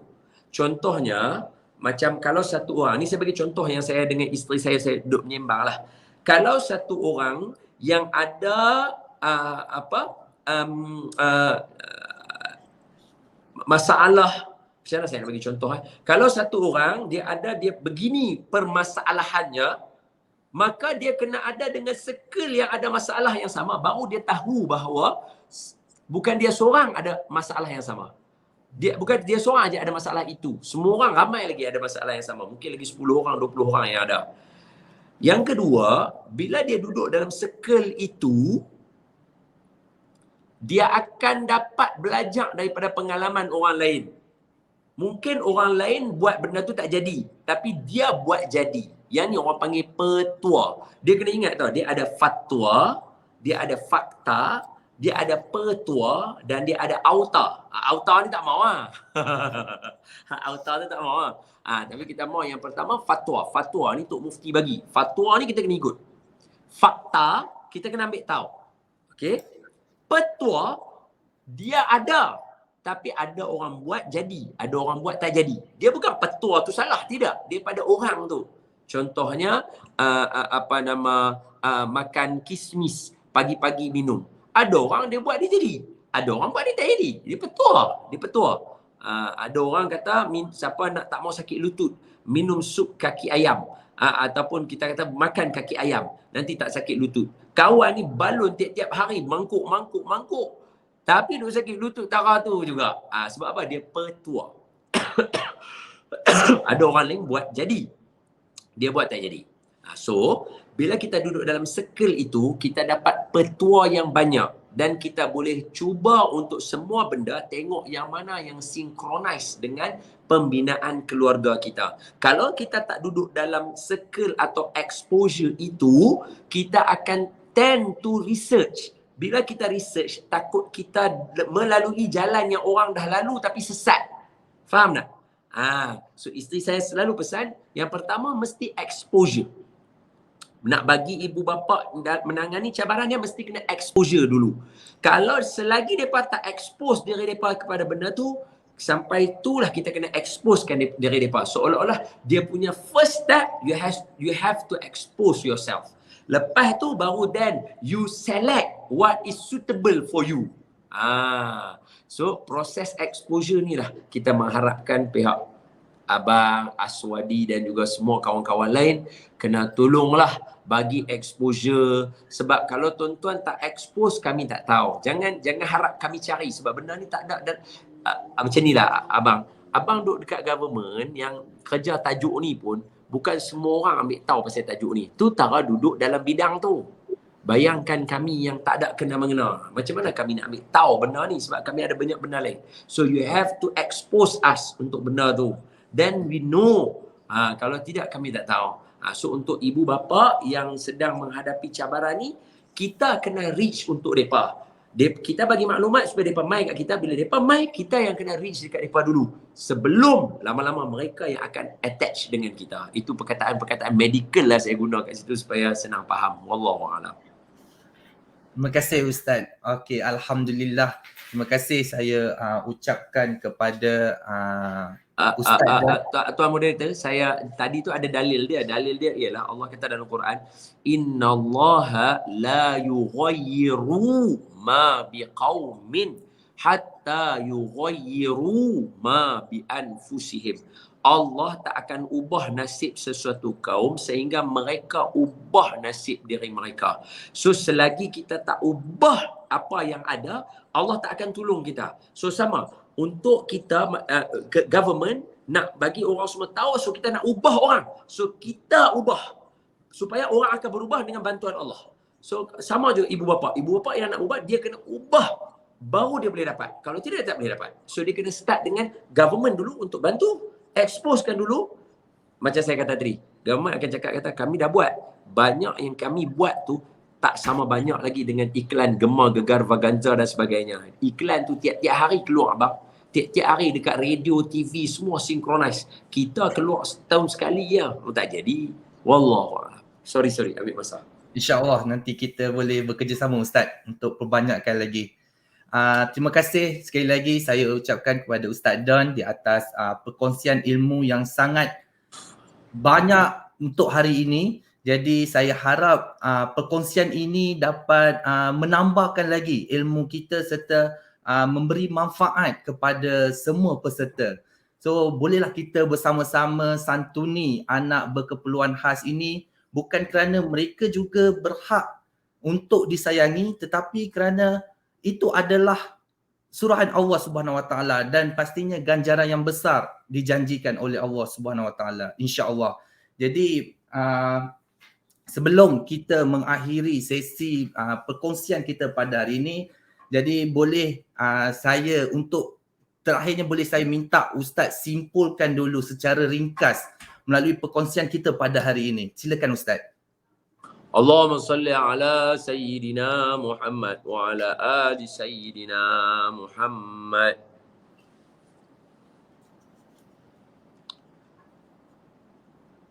Anak berkeperluan khas dicintai oleh Allah dan Rasulnya berdasarkan kepada firman Allah, abasa wa tawalla an ja'ahul a'ma wa ma yudrika la'allahu yazakka. Jadi berdasarkan firman Allah itu dan juga dua surah yang kita bagi tadi, orang berkelainan upaya dan anak-anak yang berkeperluan khas dicintai Allah dan Rasulnya. Mencintai mereka dan menyantuni mereka adalah salah satu daripada firman Allah, Qul in kuntum tuhibbunallaha fattabi'uni yuhibbukumullahu wa yaghfir lakum dzunubakum. Kalau kamu cinta Allah, ikutilah Nabi Muhammad. So kalau kamu cinta Allah, santunilah anak-anak ini. Kenapa? Kerana Nabi menyantuni mereka. Dan yang ketiga, ada anak-anak kelainan upaya menjadi asbab kepada terangkatnya atau terhalangnya bala daripada ditimpa kepada negara kita.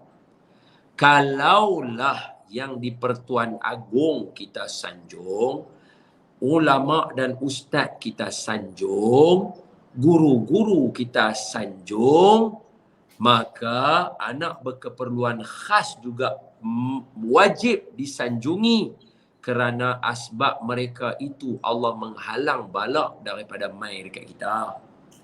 Apakah kita tidak pandai untuk berterima kasih dengan mereka? Itu ayat dia. Dan yang terakhir, ada beberapa kaedah untuk menyantuni mereka. Pertama, jaga makan minum mereka dan berdakwahlah kepada mereka melalui makan minum mereka dan pakaian mereka, dan berkata baiklah kepada mereka. Semoga dengan sedikit sebanyak perkongsian ini memberikan kita kebaikan di dunia dan di akhirat. Wallahu a'lamu bis-shawab. InsyaAllah. Terima kasih Ustaz. Baiklah Ustaz, boleh tak saya nak minta jasa baik Ustaz sikit untuk kita sama-sama mendoakan untuk anak-anak, ibu bapa, guru-guru dan semua yang menjaga anak-anak istimewa ini. Boleh tak Ustaz? Kita doa. InsyaAllah boleh.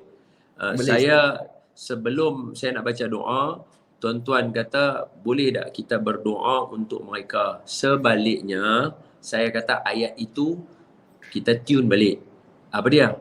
Kita yang kena berdoa sementara ada bersama mereka. Kerana barangkali doa kita makbul disebabkan oleh mereka. Bukan mereka perlu kita. Kita yang perlu mereka untuk buka jalan syurga kita. Bismillahirrahmanirrahim. اللهم اشرح بالقرآن العظيم صدورنا ويسر به أمورنا وعظم به أجورنا ووسع به أرزاقنا ونور به قلوبنا وقبورنا وقبور آبائنا يا رب العالمين. اللهم فقهنا في الدين وعلمنا تأويل واهدنا صراطك المستقيم.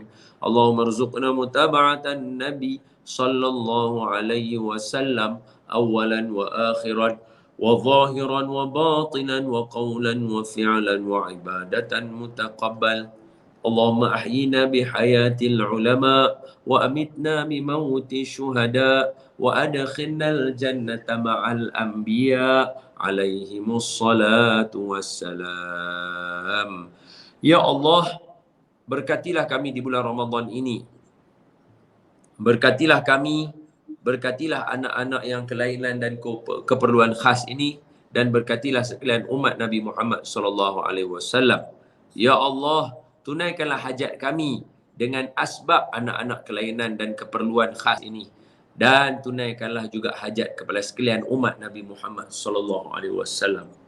Ya Allah, ampunkanlah dosa kami, kedua ibu bapa kami, pasangan kami dan sekalian umat Nabi Muhammad sallallahu alaihi wasallam dengan keberkatan dan sebab anak-anak keperluan khas ini ya Allah, yang menjadi penghalang bala yang turun kepada kami. Ya Allah, Engkau mendengar setiap permintaan kami, maka tunaikanlah hajat kami dan permintaan kami dan jadikan doa kami makbul, asbab dinisbahkan kepada anak-anak yang keperluan khas dan juga kelainan upaya ini, kerana mereka menjadi kekasih-Mu dan orang yang disanjungi oleh-Mu dan menjadi ahli syurga.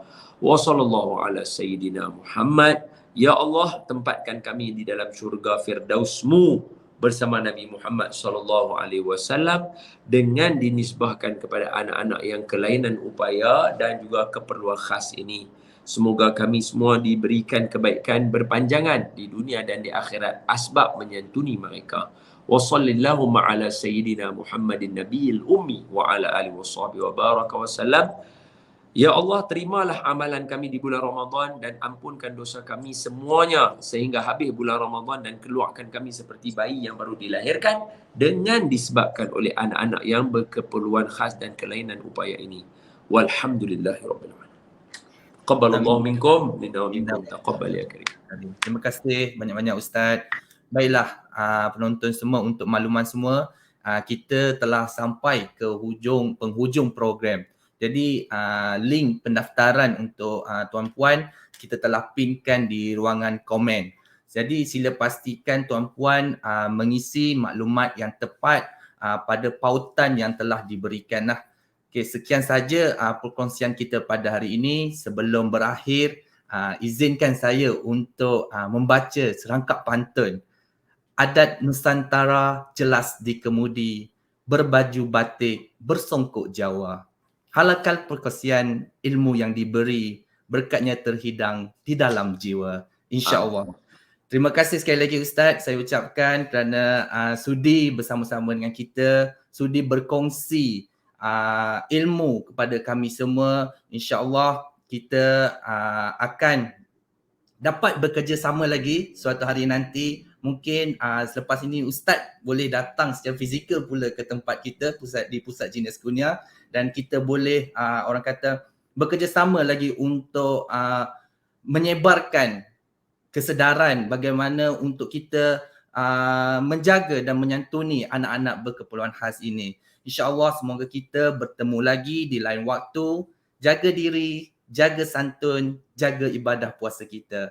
InsyaAllah. Assalamualaikum warahmatullahi ta'ala wabarakatuh. Terima kasih.